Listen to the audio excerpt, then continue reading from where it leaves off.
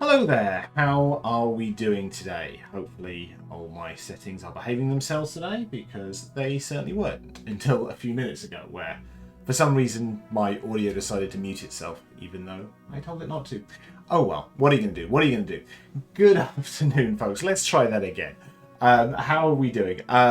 So we're here, we're doing our standard geeky lunchtime chat, but it is Tuesday. For those who weren't kind of following yesterday, everything was going to plan. I schedule in my lunch break in my day job so I can do my streams on Monday and Wednesday. And then I had a meeting that was just overrunning. I was looking at the time and thinking, there's not really going to be able to... If this goes on a bit longer, I'm not going to be able to make my stream. And then sure enough, it's like, nah, this isn't happening. I would have absolutely rushed to do it, which would never have been good. So we moved it today. So it is a Tuesday geeky lunch chat, but I hope you're well. I hope you're all having a good day. Let's run through kind of the housekeeping, newsy stuff. So what's happened since last week? Well, we had a fun Friday evening. My daughter, what's this now? Last week was her second week of school. It seems to be going well, getting into a bit of a routine, generally going fine with things like wraparound care and the like.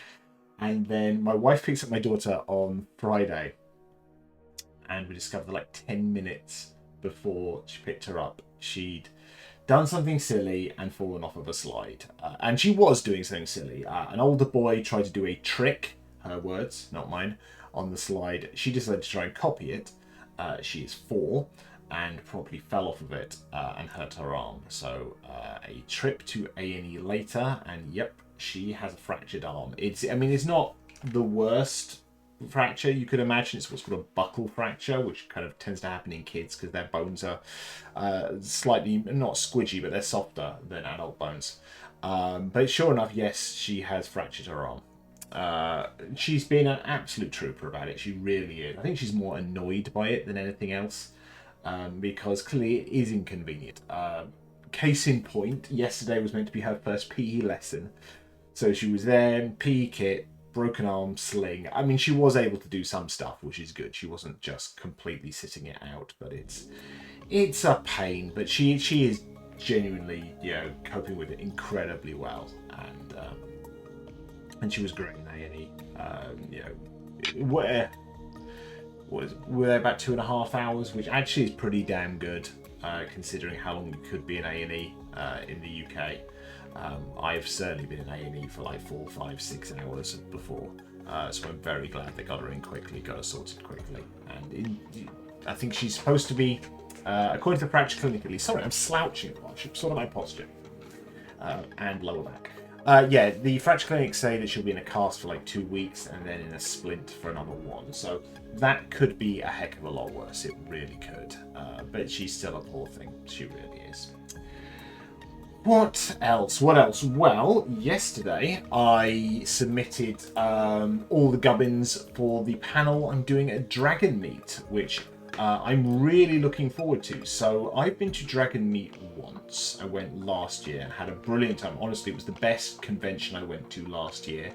I like the kind of indie vibe of it, and the kind of focus on independent creators rather than mass marketed. I always go to Funko Pops being the example of this one. You go to an MCM, and MCM is good fun, but MCM you see an awful lot of racks and racks of Funko Pops. Nothing wrong with Funko Pops, but it is a good exemplification of the kind of mass commercial selling of geek stuff that you see at some conventions, whereas somewhere like Dragonmeet or Tabletop Scotland, it's all indie creators, or it's like friendly local game store stalls selling other stuff, but they are, doing it to support small creators, small businesses. So I really enjoyed that. I did go to a panel last year, which was great. That was a panel by Kit Buss and Erin Angelini, which was very entertaining. Very much enjoyed that. So I proposed that we did one this year on all ages, i.e. Games for kids. And sure enough, that's what we're going to be doing. So that is going to be running, time to be confirmed, probably early afternoon, I expect. But that's going to be called Worlds of Pure Imagination, Designing and Running Tabletop RPGs for All Ages. And that's going to be myself, it's going to be Rich from Hatchlings Games, it's going to be Bex of Lucky Fox Studio, and Elizabeth J. Birch. So that's going to be an awful lot of fun. And I'm very much looking forward to that one. So yay for doing more panels. And you don't see an awful lot of. I mean, in fact, who am I kidding? I'm underplaying this one. I have not seen any panels at conventions related to designing and running tabletop RPGs for kids. So I think this will be good. I mean, it means we can go in very high level. We can go with the kind of broad strokes. We don't have to do deep dives because you don't see panels about this. So it'll be nice to just talk about this, get people involved in it, where we want to see the industry go, answer people's questions, etc., etc. And I'm very much enjoying it. It's going to be an awful lot of fun. So that's Dragonmeet, which is, oh god, got to get the dates right. I want to say end of November off the top of my head.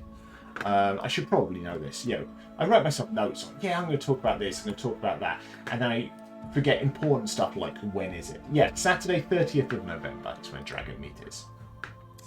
Which I believe it's still in Hammersmith in London, though I understand from next year it'll be changing to a bigger venue, which is cool.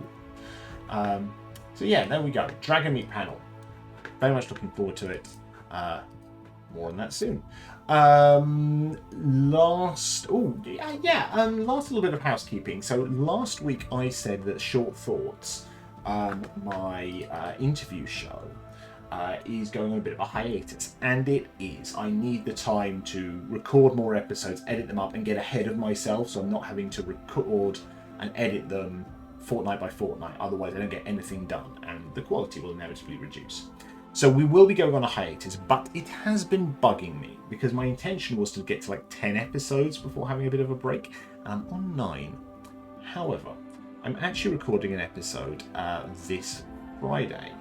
And I think I'm going to try and get that one edited and released sooner rather than later. That can be our last one before the hiatus. So, in theory, if I was sticking to schedule, this Friday would be a new episode. That's not going to happen. I'm recording this on Friday. So, there'll be a little bit of a gap, but I would like to get to 10 episodes before we go. Great hiatus period, and season 2 will be in a couple of months. So, more on that soon, but. So you will get one more episode of Shought Thorts before we have a significant break. And it should be a good one, I think. Very much looking forward to this. Right, that's it for housekeeping. I think.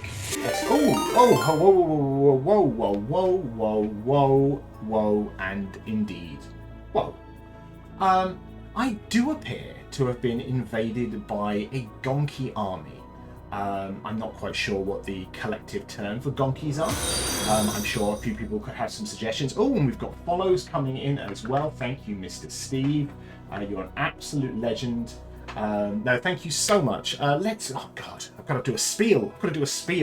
Right, here we go. Thank you. Well, first of all, thank you so much for joining me.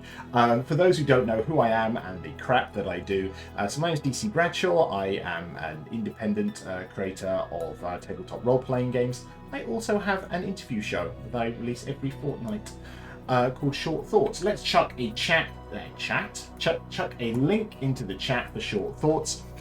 Shought Thorts is a 15-minute interview show. I interview people from the gaming industry. It is very wholesome. I think you'll enjoy it. So please, if you are following me here, follow me there as well. You'll very much enjoy it. Thank you, Shogun. Really appreciate it. Thank you so much for the follow. Oh, you are just lovely people. Genuinely, Kay and Kat, you have formed a truly adorable and wholesome community with the Gonki Army, and I'm incredibly appreciative for you on every level.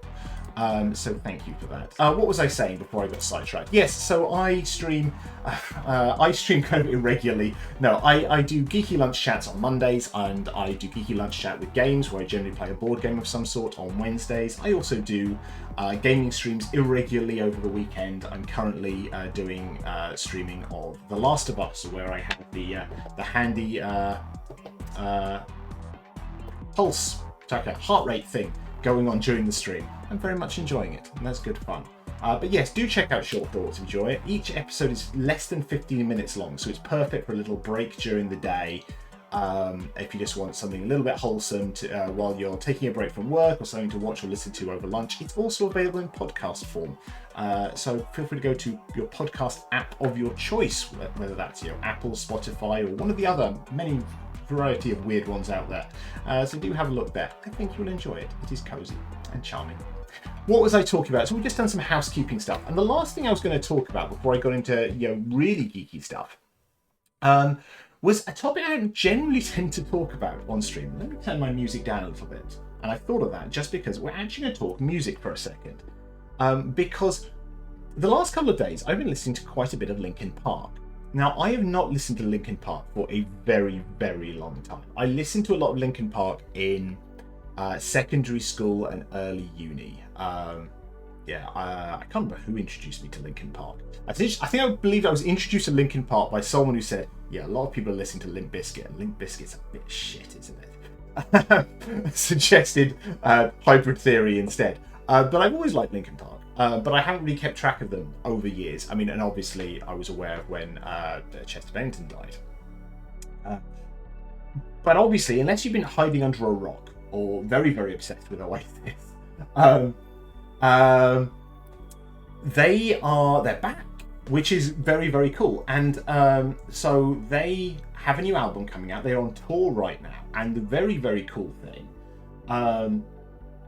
is that they have a new co-singer, because they've got Mike, who does a lot of the rapping and some singing, but they have a new singer and a female new singer, Emily Armstrong, who I don't know anything about beyond the fact that she was in a band called, I think, Dead Sarah. Now, I will caveat this at the start. I do understand that there is potentially two potential controversial things about her. I believe that her parents are Scientologists, and people wanted to find out whether she's a Scientologist or not. I think there's also something about she initially supported someone who was accused of sexual assault, and then I believe she did then, when she realised that he probably did it, then immediately rescinded that support. But so there is some controversy about her. I do not know enough to say whether these are warranted or not, but I'm just flagging it up at the get-go. What I will say is, bloody hell, she's got a good voice. So there's a lot of... They've done, I think, a couple of live gigs so far. They've introduced their new single, The Emptiness Machine. And, geez, she's got a good voice. It's not going to be the same as Chester, because it was never going to be. But really, really good voice. Both for the singing stuff and the screamy stuff. So, honestly, check that out. Check out The Emptiness Machine. Check out some of the covers of classic Linkin Park songs as well. Like, at this gig, they did a load of the classic songs, like kind of Crawling and In the End and Faint. Her performance on Faint is very, very good. But, there's so many... The problem is the second you go down this rabbit hole, you then watch a load of the clips, and then you see reaction videos of people watching it and generally being very positive and going, ooh, female singer. Oh, okay, yeah, cool. Yeah, she's good. I'm down for that. That's great. I think there are a couple of people who inevitably like to hate on everything. And there are always going to be people who go, oh, you can't replace Chester, blah, blah, blah, blah, blah. It's like, no, you can't. But bands do evolve, and, what are they going to do? Just stop performing forever? It's different. It's new. But I'm very impressed. As a performer, she seems to be absolutely awesome. We'll see what happens about all the controversy stuff. I'm not going to judge. I'm not going to pretend that I know enough to say whether it's warranted or not, but we shall see. But I'm excited. I listened to the single a few times. It's great. I will definitely be listening to the album when it comes out. And it's nice to nostalgically go back to a band I've not listened to for a long time. Just like Queen post Freddie. They did a thing with Queen that they always advertised themselves as Queen with Paul Rodgers, or Queen and... God, I forget the name of the guy. Adam Lambert. So they weren't just trading on the name Queen, which is fine. And it's fine what Linkin Park are doing as well. But absolutely, it's not going to be the same. But it's going to be new songs. It's going to be old songs with a new singer. And as long as everyone's having fun, it's great. So I'm excited about that. And so there's a rare tangent into the world of music. on one of my streams. But seriously, check it out. The Emptiness Machine is the new single, and the singer's name is Emily Armstrong. Check her out. Very cool. So, what was I going to talk about today? Well, should we start with video games? Let's start with video games. Yeah, so I want to do more video game streams. I'm getting into the habit of it now, which is good. So I'm currently playing two things on my PlayStation. I am playing Cyberpunk 2077 just on my own. Didn't want to stream that just because I think it would take a very, very long time to stream it. And I just generally don't like streaming RPGs. I find it a little bit weird. But there we go. What I am streaming, as I said, is The Last of Us, or specifically Last of Us Part 1, which I'm very much enjoying playing that. But I've got a backlog of stuff already. You know, I was always an Xbox person. Not that I didn't like PlayStations, but the first time I got a whatever gen console it was, I'm not even going to pretend to know which generation. The first Xbox I got was actually an Xbox, you know, and then I got an Xbox 360, and then she got an Xbox One. So I was Xbox for a very long time. And then the number of PlayStation exclusives that are out there, when we got to the latest generation, I thought, well, why not? Let's jump over. I've still got my Xbox One. I can still play games on it, which is great. But if I'm going to step up to the next generation of console, there are a lot of exclusives that I would like to try on the PlayStation. And specifically things like The Last of Us and Spider-Man, which, you know, looks good. Do we dare ask your opinion of the PlayStation 5 Pro? I mean, I'll do the short answer on that one. Kind of frustrated that, because literally I bought my PlayStation 5 2-3 months ago. You know, and clearly if I'd waited a little bit longer, it would have dropped in price because the PlayStation 5 Pro would be out. But oh well. That's always been the case. Or basically anything you buy. You know, you buy a new iPhone, it's like, crap, well, in 4 months a new one's coming out. But, you know, oh well, what are you going to do? All that would have benefited me is it would have reduced the price of the PlayStation 5. I would not have bought a PlayStation 5 Pro just because of the price tag. That is a heck of a lot of money. I mean, unless I misread it, it's something like £700. And also $700, despite the fact that $700 would be like £615 or something. But it'll probably be, well, one, it'll be ease of advertising. And secondly, it'll probably be bloody Brexit again, which, yes, Brexit sucks. Everyone knew it was going to suck. People voted for it anyway because they're stupid. No, that's not true. They were misinformed. I think it's unfair to say that most of them were stupid. They were actively lied to. But one of the results is importing stuff into the country, especially luxury goods, costs more. That's why prices go up, and it sucks. But I wouldn't have bought it anyway. You know, £700 is a lot of money. I can't justify that. It probably would have made the PS5 regular, you know, cost a bit less. But new console. What are you going to do? But yeah, so I mean, I've got this backlog of games I want to play already. I do want to play Spider-Man. That looks so much fun.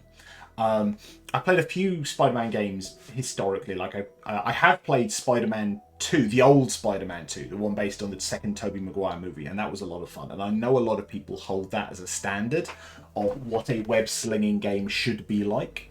But that was a heck of a lot of fun. I played Web of Shadows. That was a lot of fun as well.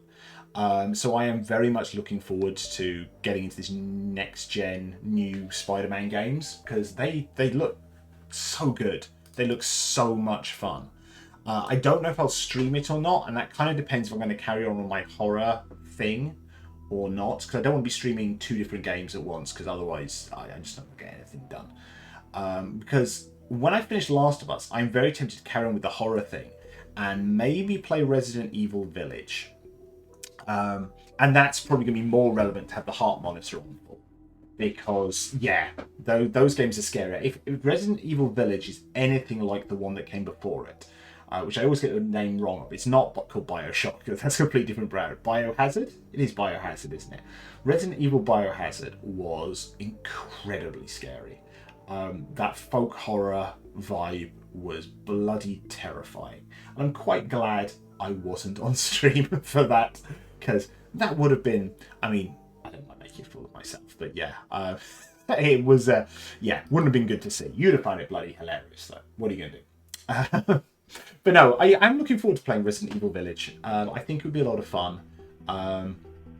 If I hadn't have played Alien Isolation already, I probably would have streamed that, because that was great. And I understand, for having heart rate on screen, having seen a few people do that, like I watched Rick Carranza stream Alien Isolation with heart rate on screen, and that was incredibly entertaining for everyone except him. But that looks good. So I think I'll probably play Spider-Man not streamed and Resident Evil on stream. It's currently what I'm thinking. Especially because Spider-Man is open world, and you know, if you're going to play an open world game on stream, you're in for a long ride, aren't you? And this is, you know, I'm speaking to the K of Double K crowd here. You know, how long has K been playing Red Dead Redemption for? It is incredibly entertaining, but it is a very ongoing project, you know, isn't it? You know, whereas if you want to dip in and out of lots of games, you probably wouldn't play an open world game on stream. But there we go. And also, I'm not going to do the voices. I'm not going to do. I mean, where will be the Dutch and Arthur equivalent of you watching me play Spider-Man? It's just not going to be as entertaining. But there we go. And there's lots. Good grief. There's games I don't own yet that I would love to play. I mean, I've seen people play the new Warhammer 40,000 game, Space Marine 2. That looks a lot of fun. I think that's probably more fun multiplayer. I think. Certainly by the look of the chaos of people playing it. But I'll definitely pick it up at some point, but not anytime soon. It's just way too expensive right now, and I'm not in a rush to play it. Star Wars Outlaws, on the other hand, looks a heck of a lot of fun. I've seen Tig playing Outlaws quite a few times, and a few other people I've seen dabble in it. And that looks so much fun. And it's nice that they're exploring... It's nice that it's a game that doesn't involve lightsabers. Now, I love a good Jedi game.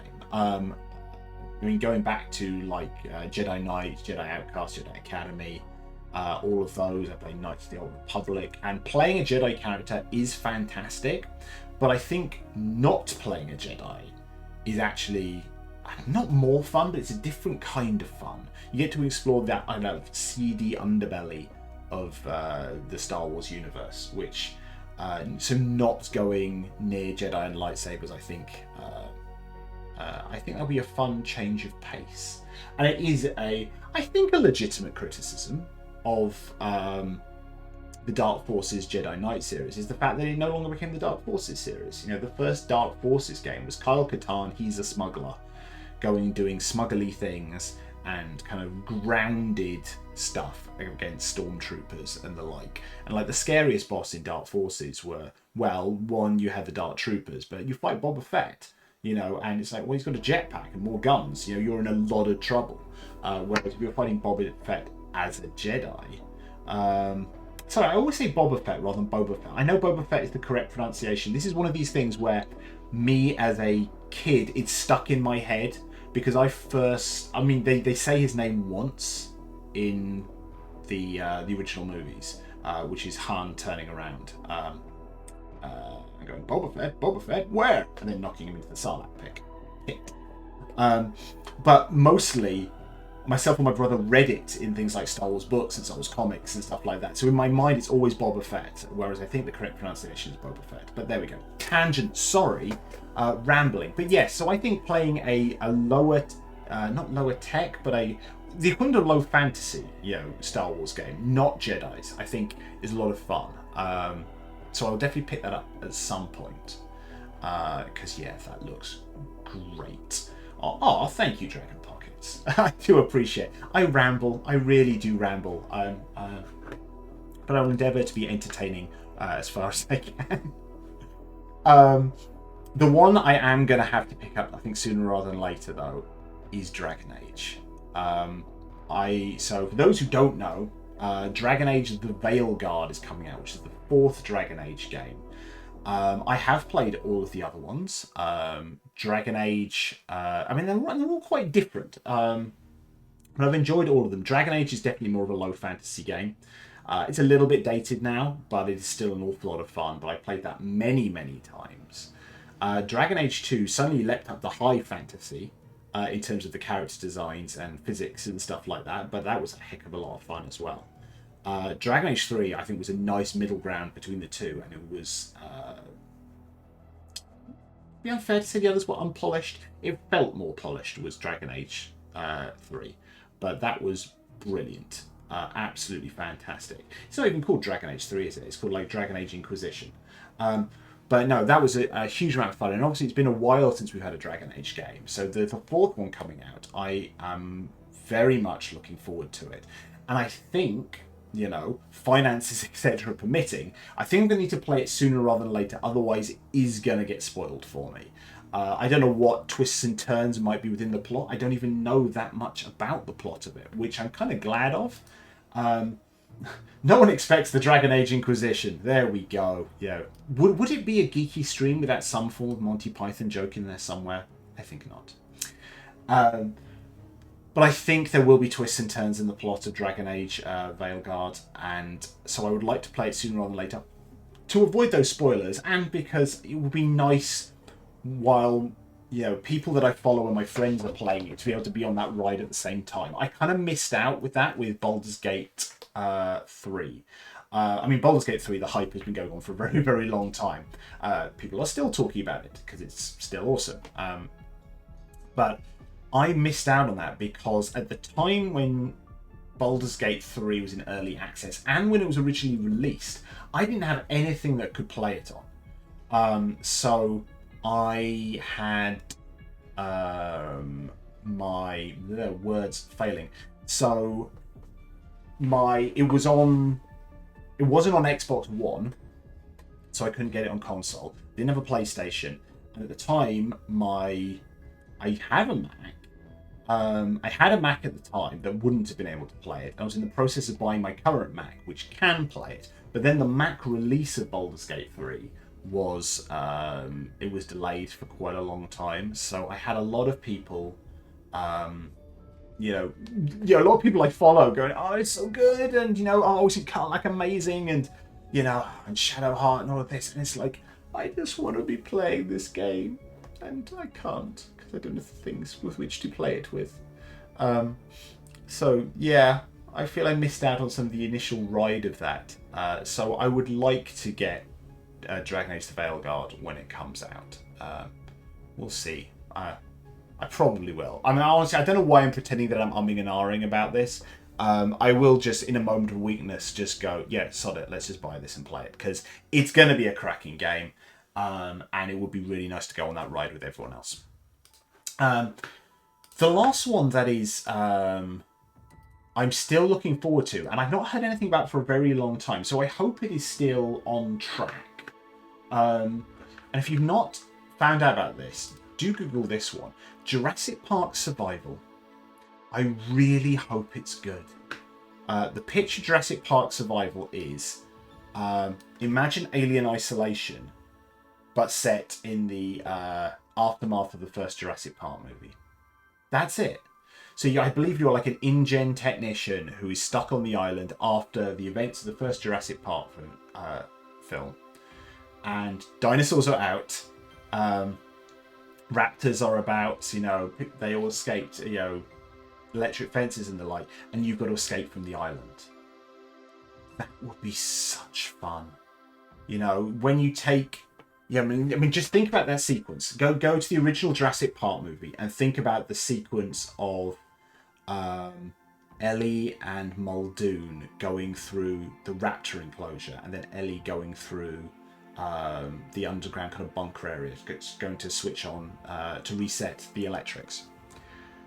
Playing that, when there are raptors everywhere, they are smart, they're clever girls. That is going to be bloody terrifying. And it's going to be so good. And then when raptors will be scary, Dilophosaurus will be scary. If there's ever anything there with the T-Rex in there, where... And you can imagine that, a T-Rex stomping through an area. Raptors it's low to the ground, they could be anywhere, but T-Rex will be boom, boom, boom. You can hear it approaching. You can hear it roaring, and you just got... Especially if they've got the staying still stuff, and that moment of being there stood perfectly still. Probably, if the camera's moving up and down to represent your character's breathing, and the T-Rex is staring you down. The potential for this game is spectacular, which unfortunately does mean that the stakes are really bloody high. If they do this even remotely well, it'll be an amazing game. But if they mess it up, it'll be such a wasted opportunity, because that'll be a Jurassic Park game like no other Jurassic Park game. Making the dinosaurs scary again, which was my biggest criticism of the latest Jurassic World movie. What was it called? Jurassic World Dominion? Dinosaurs weren't scary. The number of places in that movie where characters should have died, if they were encountering Jurassic Park 1, 2, 3, early Jurassic World, maybe. Certainly the Jurassic Park dinosaurs, they'd have been dead straight away. But because of plot armor, and for set pieces and stuff like that, people just didn't die in that movie. Without going off on too much of a tangent on that one, like the scene in the gambling pit near the front, there were just dinosaurs there who should have been killing people, and they weren't, because it wasn't apparently the plot. Near the end, sorry, spoilers here, you got like 6 main characters staring down a big dinosaur, and they all survive. Not that I wanted to see them die, but the fact is, there's no way they should have survived that if they were at all in keeping of kind of the lethality of the dinosaurs that we'd seen previously. And it was disappointing, because the second you realise they're all going to survive, there were no stakes, and it was disappointing. So this video game has the potential to be absolutely spectacular, and really excited about that one. If they have to push it back to make it good, so be it. But I'm really looking forward to that one. Good grief, how are we nearly at the end of this? I've been rambling for a long time. Last little bits and pieces to talk about on this one. I'm going to throw something to you, because I've got a bit of an audience here, which is nice. I would like to ask your opinion on something. So, if you've been following me in other places, you know the fact that, one of the main thing I write for is I wrote Little But Fierce. So Little But Fierce is a kid-friendly rewrite of D&D 5th edition. So essentially, I streamlined the rules, I simplified the language, I removed antiquated, harmful tropes for it to make a kid-friendly, accessible by as young as 6 version of D&D 5e. I did a digital edition with 4 classes and a bunch of stuff, but not everything you could include. I've done some add-ons, and what I recently announced is that next year I'm going to be launching a crowdfunder for a physical complete edition of Little But Fierce with all the classes, boatloads of magic items and spells and stuff like that. It's going to be a lot of fun. It's a lot of writing, and it is going well. I'm already kind of dug into this. But if you want to know about Little Bit Fierce, chuck a link in the chat there.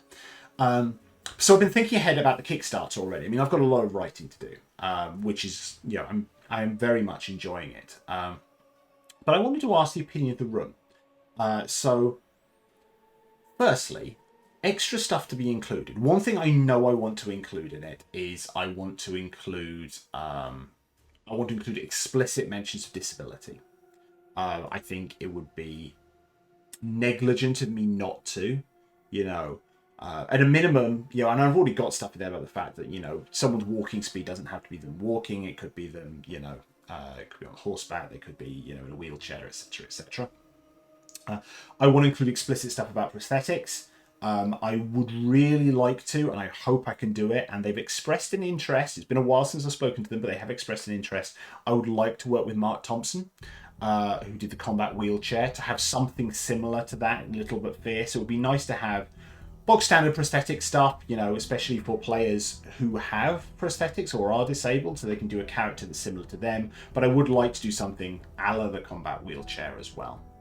So that's something I definitely want to include that is not in the basic D&D books.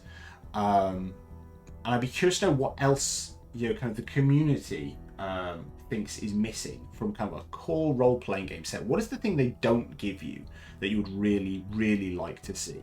because they generally cover a lot of the bases with, we'll give you kind of different races, we call them kin and little but fierce, we give you classes, we give you magic items, we give you creatures.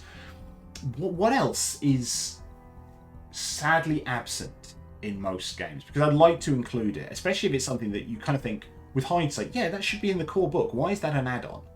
I dislike the idea of kind of, DLC at launch, essentially, with a book. It should include what everyone thinks it should include, especially if it's a crowdfunder. This is, I think magnum opus might be a stretch, but it's a project I'm very excited about. I've been working on it for years, so I want to get this right. So if there's ever anything that really bugs you about the fact that it's not included in core role-playing game books, do let me know, and I'll try my best to include it. The other thing on that one, what would you like to see, is with the crowdfunder itself. Now, I have seen a lot of Kickstarters out there. Backed a lot of Kickstarters out there. And I know there is a risk of going stretch goal bananas, especially with physical stretch goals, because that then increases shipping, and secondly, increases the risk of it not getting delivered on time. The more things you got to worry about, the greater the chance that something gets delayed in production, or when the print proofs come through, they're shoddy quality and we need to pivot and do it a different way. And so while I love the idea of doing, you get the hardback book, and you get character sheets, and you get a storyteller screen, and you get dice and stuff like that, and I would like to do it. I'm a bit nervous about going down that route, I'm not going to lie. Now, I'm working with other people on this one. Most of it is me, but I'm working with Rich of Hatchlings Games, who has done a lot of Kickstarters. He's going to kind of show me the ropes and pitfalls along the way of ways to do these things efficiently and inexpensively without impacting quality. But so I'd like to know your thoughts on this one. If you were backing something on Kickstarter or BackItKit, especially if it was an original RPG, would you expect to be able to get things like a GM or storyteller screen? Would you expect dice? Would you expect character sheets? Is there anything else you would expect? And if you didn't have them, how much would that hamper you wanting to back it? Because I want to make it the best thing I can, but I also want to make it deliverable and avoid scope creep. But I do have other ideas. I do have other ideas for things that are not physical stretch goals, but might be interesting stretch goals to include. One thing I'm quite interested in is having, I don't know if I'd do it for the whole thing. Ideally I would, but I'm quite curious about the idea of having audio versions of a lot of the rules. Again, from an accessibility point of view, both in terms of disability, but also in the terms of that, I want this to be as accessible as possible to kids as young as 6. That's been my mantra the whole way through. That's why the character sheet, we call it a hero sheet, has big icons on it as well as text, so that actually even if their reading is not that strong, they can recognize the symbol for a particular skill even if they can't read the word. So I would like to, especially for a lot of the rules, have audio descriptions, because that way it removes the kind of gatekeeping, but it's almost that, I remember as a kid, if I was learning a new role-playing game, or even a new board game, or a new CCG or something like that, my brother inevitably read it first, even when we were older. It got to happen, he'd read it first and then he'd explain it, and that's not wasn't because my reading was poor, but it was just a habit we got into. And I think that tends to happen with board games, even as adults. Someone finds it, digests it, and then regurgitates it. So I would like to have audio versions of the rules so that even if your reading's not that strong, there is a recording you can listen to that explains this stuff, so that actually you can be hyped up and ready to go, rather than, I love the idea of it, but now I need someone to explain it to me. So I'm really excited about doing something along those lines.